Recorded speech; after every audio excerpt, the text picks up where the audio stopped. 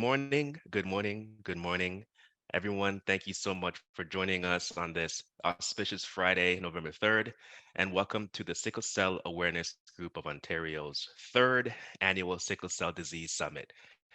For those of you who don't already know me, my name is Delaney Hines. My pronouns are he, him, and I'm one of the co-chairs for this year's summit. I also serve as a member of the board of directors and the chair of the education committee for SCAGO. Joining me online, you'll see my colleague and co-chair, Dr. Arabana Simpson, who I will let introduce herself shortly. I'm going to kick things off for us before passing the microphone over to Dr. Simpson and Ms. Lanre by starting off today's agenda with some housekeeping rules, followed by my colleague, Dr. Simpson, introducing Ms. Lanre, who will then as our CEO and fearless leader, lead us through our welcome address, deliver our land acknowledgement, and also kick off our summit. So for those of you who may not have otherwise already realized, we've decided to start things off by having you all placed on mute.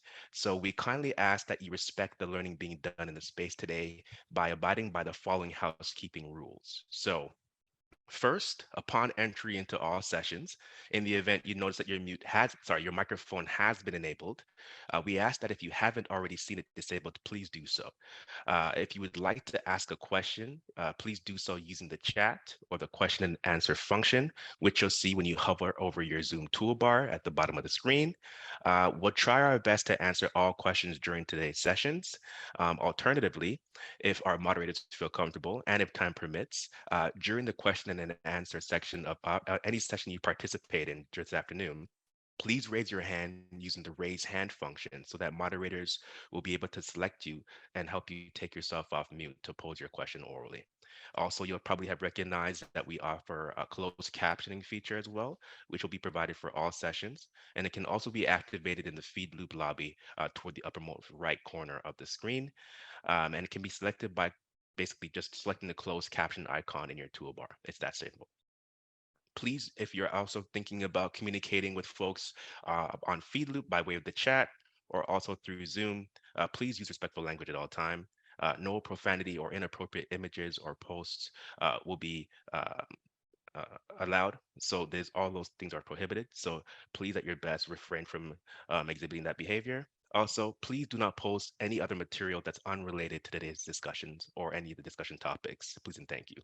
And finally, if you could, please keep discussions and comments on topic as much as possible to not interfere with learning and the actual convening of folks during today's sessions. So with that, I'm going to pass the virtual microphone over to my co-chair and colleague, Dr. Arabana Simpson. Okay. Thank you so much, Delaney, for getting us started. And thank you everyone for being here this morning. As Delaney said, my name is Arabana Simpson. My preferred pronouns are she, her, and I'm a pediatric hematologist oncologist at CHIO in Ottawa. And I'm also the lead for the sickle cell program here and co-chair for the conference. And I'll be introducing Mrs. Lanre Tunji-Ajayi this morning. So as I don't think there's anybody in the room who doesn't know Ms. Lanre, but as the founder of the Sickle Cell Awareness Group of Ontario, or SCAGO, and co-founder and founding president and CEO of the Sickle Cell Disease Association of Canada, Lanre's leadership and advocacy have been instrumental to the greater visibility and recognition of sickle cell disease in Canada. Through Lanre's ongoing advocacy, Canadians living with sickle cell disease continue to benefit from improved patient access and disease-modifying therapy. Lanre is committed to addressing disparities in care while strengthening equity, diversity, and inclusion in the Canadian healthcare system. To support these efforts, Lanre was instrumental in the establishment of both the Ontario Hemoglobinopathy Patient Association and the Racialized Health Initiative Working Group. Her efforts to build bridges across organizations dedicated to sickle cell disease are increasingly worldwide in scope, most notably through her capacity as a co-founder and the founding president CEO of the Global Alliance of Sickle Cell Disease Organizations, or the GAS-CDO. She currently serves at numerous tables at the federal, provincial, and municipal levels of government, not limited to the Project Heart Advisory Committee, Health Canada, the Black Health Summit table, the Quality Standards Advisory Committee, and the Health Connect Ontario Stakeholder Advisory Council at the Ontario Health, as well as the Public Engagement Review, City of Toronto. Lanre meets with hospital leadership regularly to help improve the quality of care received by individuals with sickle cell disease in Canadian hospitals, and is a member of the University Health Network's Emergency Department's Sickle Cell Disease Working Group.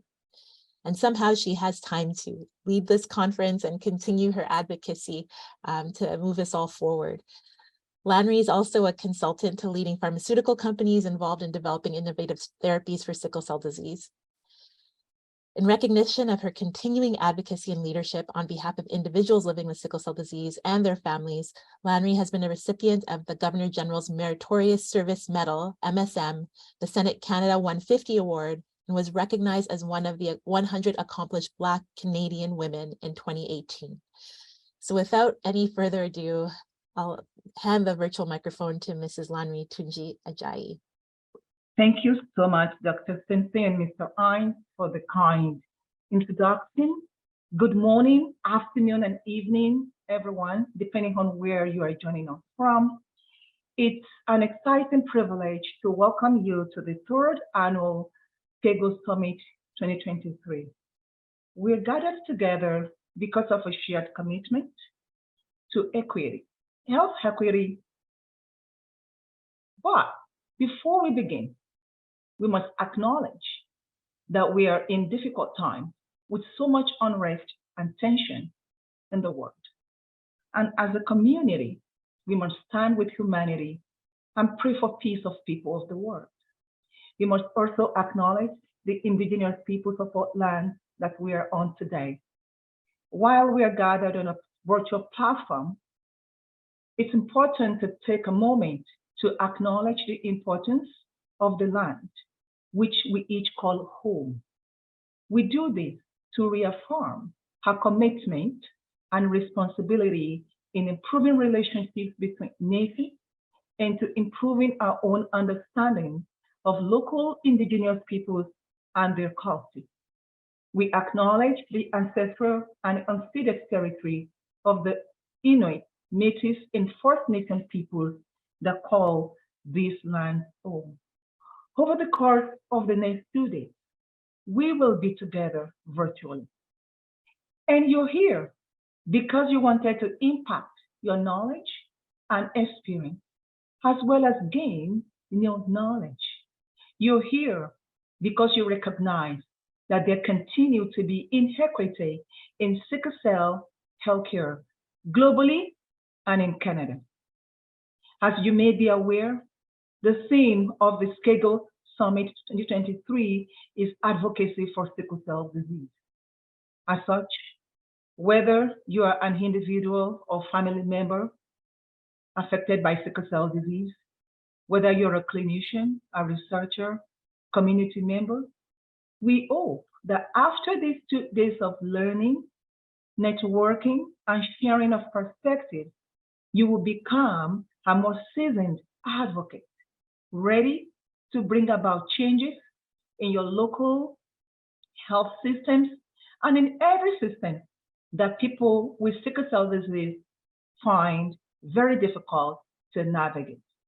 The SCAGO Summit 2023 is packed with experts delivering exciting topics in plenary sessions, track sessions, and an industry alliance symposium.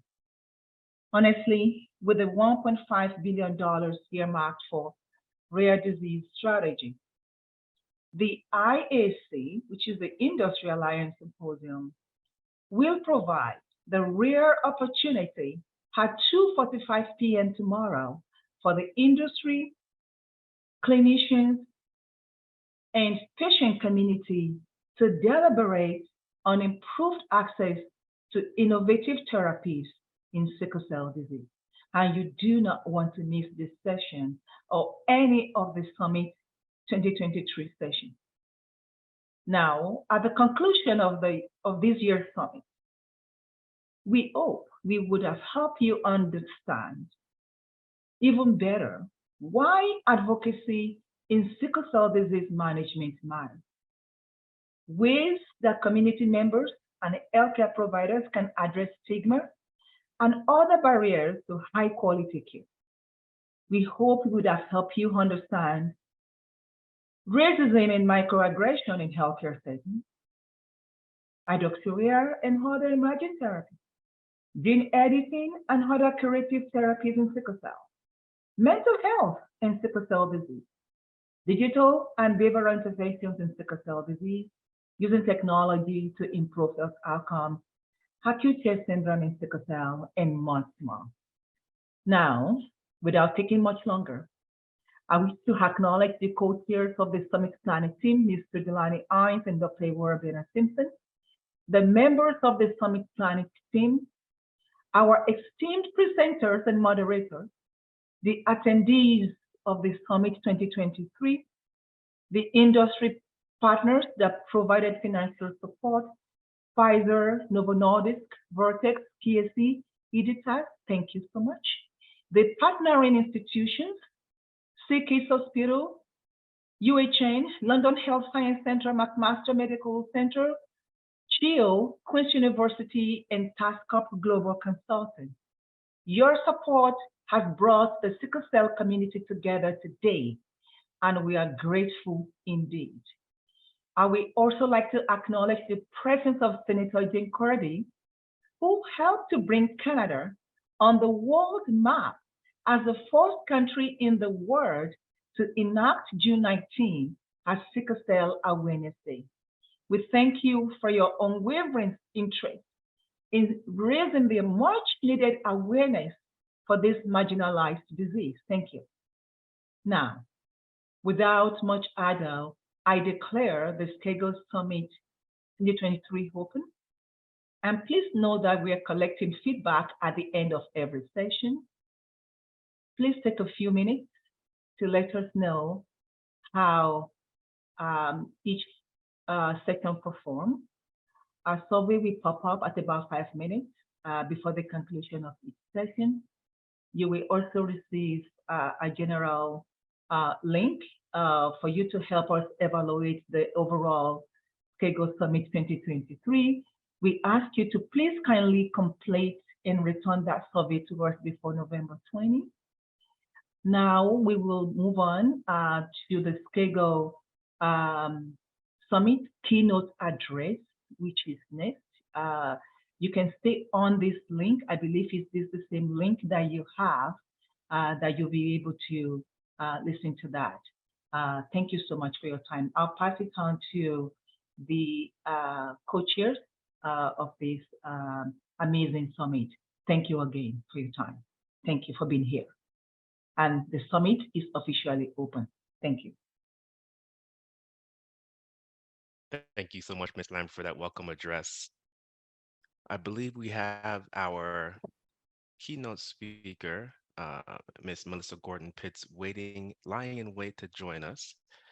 If you could just provide us with a few minutes to make sure we can promote her to the main screen, bear with us. We're just waiting to make sure her functions have been activated. So just give us one quick moment, folks. So while we're waiting for the keynote speaker, we have the poll for my address. If you can kindly complete this poll as we wait for the keynote speaker to join us. Thank you very much. At Murphy's Law, right, folks? What can go wrong goes wrong. We're just trying to navigate a technical issue in the moment, so please bear with us. Our keynote will be joining us shortly. Thank you very much. Folks, please continue to complete the poll. It's important for us to have a good understanding of every session, how he has done, what we've done right, what we need to improve on. Your feedback is what we need to help us to ensure that we continue to do well. Thank you.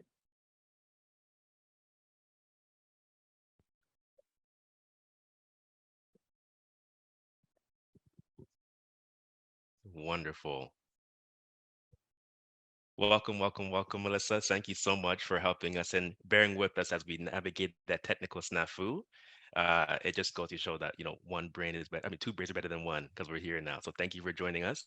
I don't want to delay too much longer, but I really want to just appreciate the fact that we're joined by the Assistant Director of Clinical Social Work at the Department of Case Management and Clinical Social Work at Duke University Hospital. Melissa Gordon-Pitts comes with a variety of credentials and a wealth of experience, and we are so fortunate to have you here joining us. I know I didn't do you justice by virtue of a quick introduction, but I don't want to take away any more time from your open address and allow folks to hear from you directly. So I'll pass the virtual microphone back to you, and thank you again for joining us this morning. Thank you all so much for having me. I truly appreciate it, and I apologize for the technical difficulties on my end. It is always an adventure when we are trying to do virtual summits, and so I'm just so grateful for the opportunity to be here. With that being said, would you all like for me to share a screen, or does someone have my slide deck? I do have my slides up and ready to go. You should go right ahead and share your screen. Melissa, that sounds good. I will just need permission to share screen, if that's okay. Perfect. We'll make sure that's given to you right away.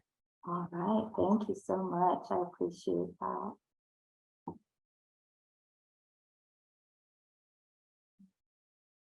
Good to have so many of you here. This is great. I'm always excited when we get to share more and learn more about trauma-informed care. That is always a wonderful thing. All right, there we go. Now I can do it. Perfect. Right. Okay, there we go. Hopefully you guys see a slide that says historical trauma, providing trauma-informed care. Is that correct? Exactly. All right, excellent. So that is what we're going to spend some time talking about today. We are going to talk about what historical trauma is, how it can impact our patients, and how we are going to provide trauma-informed care as providers. So I want us to, we just kind of talked through those learning objectives, so we will keep it moving. This is normally the part of the presentation where I ask the question, how many of you, by show of hands, have heard of historical trauma? But we are in a virtual session, so if you want to raise your virtual hands, you can do that. All right, I see some hands up. Excellent. Excellent. So historical trauma is this complex and comprehensive trauma, this collective trauma that has happened to a group of people over a period of time. Oftentimes we think about it in terms of race and ethnicity, but sometimes it can be geographical, because if you think about wars or things like that, or colonialization of an entire country, it can impact both cultural groups, religious groups, geographical groups, but it's this idea that there's been this experience that has happened over a period of time that has had a trickle-down effect to multiple generations of people. Some examples of that are both the Jewish and Native American Holocaust here in the United States and abroad, the African American slavery that has happened here in this country, within the United States, that is. I forget that this is an international audience. And as we talked about, wars and things of that nature. When we think about historical trauma, it's important for us to realize that that trauma gets passed down. So it's not just something that happens to this one person or to the people in that specific time period, but that it is something that passes down. And that passing down effect happens through things like storytelling. You know, I know as a child growing up, I remember my grandparents telling me stories about their experiences with racism and things like that. And it often gets passed down from one generation to the next. And it's not only the stories that get passed down, but oftentimes the beliefs about ourselves and about other people, the way that we view ourselves, our own identities. And we're even learning that there's a genetic component to historical trauma. There's not a ton of research yet, but I'm very anxiously awaiting to learn more about that and how it genetically alters us. The other thing that's important to realize is when a lot of these traumatic events happen, and we see that a lot within our African American community here in the United States, that there is a poverty and a lack of resources that can also take place when we've had that trauma. We see people having, especially post-slavery, having to kind of rebuild their lives and figure out how to regroup. And that historical trauma just has such a major, long-lasting impact on people. When we think about why historical trauma is relevant to us in the work that we do, we need to recognize that the folks who have survived trauma, it has that ripple effect that we spoke about, but it also impacts how we see ourselves, how we see others, specifically others in power. And interestingly enough, I don't know that providers often realize that you are in a position of power, especially with our patients, right? Because as providers, whether we're nurses, doctors, APPs, social workers even, we have resources, we have things to provide to our patients, and we want to make sure that our patients are getting the care that they need. And that puts us in a position of power. We say yes or no to certain things. And so when we think about our patients with sickle cell, it is important for us to realize that there's often these negative views of people that are considered either oppressive or oppressors, so people that have been in power or in positions of power, people of dominant cultural groups. Different beliefs come about and are developed as a result of historical trauma. And we even can see anger, frustration, hatred, all types of emotions that can come up as a result of that trauma, especially when there seems to be a conflict or something that doesn't quite match up for our patients. And not just our patients, but people in general. Melissa, just to let you know, we have about 4 minutes remaining in your allotted time. Okay, got you. Perfect. Thank you so much. So what I'm going to do is I'm going to move us forward a little bit. I'm going to move us to the trauma-informed care piece, because I think that that is absolutely positively the most important part for us. When we think about how we provide the care that we need to our patients, historically, we've had this sort of hierarchical approach to care, where we assume that trust is there, we assume that safety is there, but it is important for us to realize that those things are earned, those things happen over a period of time. And so when we think about the best ways to provide trauma-informed care to our patients, we want to think collaborative. We want to think about this idea of how do we have a conversation about your care needs and what it is that's going to be helpful for you. Does this work? What about this process may or may not work for you? What are the things that you need as a patient to feel safe, to feel comfortable? Not this idea that we kind of prescribe a plan of care and the person just goes off and does it without question. We really, really want to partner with one another.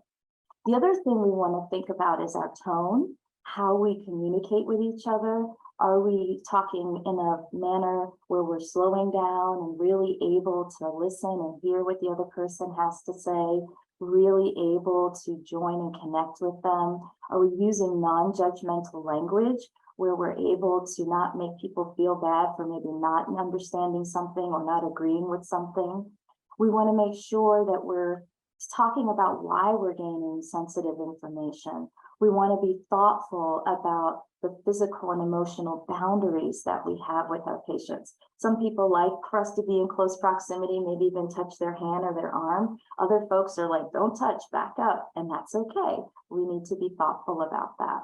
We also, as providers, need to practice good emotional intelligence. So we want to make sure that we are paying very close attention to the fact that when folks are in pain, sometimes things are said or done that is hard to deal with and to hear, but it's not personal. It's just the fact that this person is struggling and trying to work through the pain that they're in. We need to have those hard conversations with our patients, whether it's about some of the things that were said when a person was upset, whether it's about race, whether it's about trust, whatever that is. The other thing we want to do is make sure that we acknowledge patients' strengths. Our patients are resilient, they are wonderful, they're beautiful people, and it is very, very critical that we pay attention to those strengths and we say those things out loud.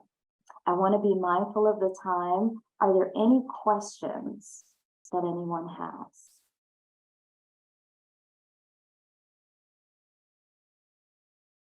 some questions. All right. So what I will do with my last minute is I'm going to share a quick case study with you. This is a case study about a gentleman who actually is the reason why I created this entire presentation. This was a gentleman who for sort of the medical presentation, we have a lot of the diagnoses that you see over here. I was called in to support this patient because of some of the behavioral things that we saw here. But in our time together, I found out that this was an amazing man with an amazing job in the past, but unfortunately lost his job and wasn't able to find the type of work that he wanted to find again and make the same income that he made. And so he presented in a certain way in our hospital, and we spent a lot of time together really digging in and figuring out what was going on. He ended up, unfortunately, going to jail. We know for our patients with sickle cell, jail is not the place that they need to be. And this gentleman made his way back to our hospital. He unfortunately passed away here because of all of the illness that he had. But one of the things that stood out to me was how we engaged with him. I noticed that my nursing staff, when I went to go see him, was saying things like, "Don't waste your time, don't be around this person." And I was very quick to correct them and let them know that we do not waste time taking care of our patients. Every last one of our patients is worth the time, the effort, and the energy. And so when we can slow down, when we can take our time again to acknowledge who people are, understand them, their histories, and who they are, we do a much better job of providing holistic, trauma-informed care. This gentleman had been through hell. He had been through so many different things. Many of the things weren't even his choice. Some of them were. But the fact that we took the time to learn his story, to spend time with him, made all the difference in the world. And I think with that, my time may be up. Is that correct? Sad to say, but that is exactly the situation we found ourselves in, Melissa. Cannot thank you enough for that opening address. I really appreciate the somber way you've been delivering the content and really helped to bring the humanity back to what the work we're trying to do pertains to. I can't extend any more gratitude. I just really appreciate you joining us all the way from the South. It's been fantastic to have you joining us. And I do hope you plan to stay and participate in some of the later sessions we have this morning and this afternoon. But I think I speak on behalf of the planning team and the audience members that we've all gained a lot from your opening remarks. Thank you all so much. Beautiful. So with that, folks, that draws to a close our welcome address, our keynote address. You'll recognize that in FeedLoop, you can now switch channels and join our, I'm not sure if my video is working or not. Join our opening plenary session, which will be delivered by Senator Jane Cordy and Dr. Ziad Soul. Best way of doing that is to simply go back to FeedLoop, for example, if you're a general audience member, and click on the session there. For speakers, we ask that you join by way of the Zoom links that were sent to you in advance. Yorabena, anything you want to add? No, I just wanted to again express my gratitude for Melissa Gordon-Pitts and her wonderful presentation, and hopefully we'll be able to hear more from her as she engages with other sessions. But we hopefully will be able to bring you back because that really was a wonderful presentation. Thank you again. All right, thank you, folks. We'll see you at the opening plenary.